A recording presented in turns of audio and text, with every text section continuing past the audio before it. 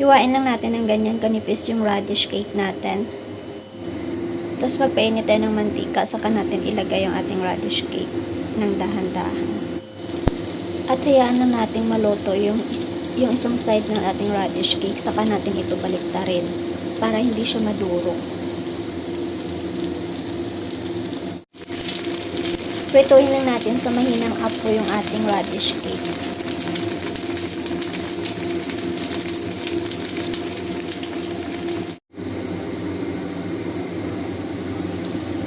At depende sa inyo kung ano yung gusto nyong texture, crunchy ba or sakto lang na yung pagkaluto niya. Pero para sa akin, mas masarap yung crunchy.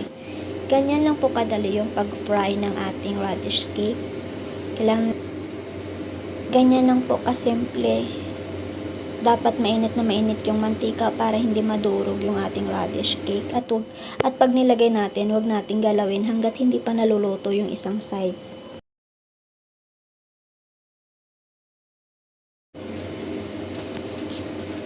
Isa din siyang traditional Chinese cake, flavor with red dates. Ganon din, hiwain din natin siya ng manipis. Pero ito mas matikas kaysa dun sa radish cake.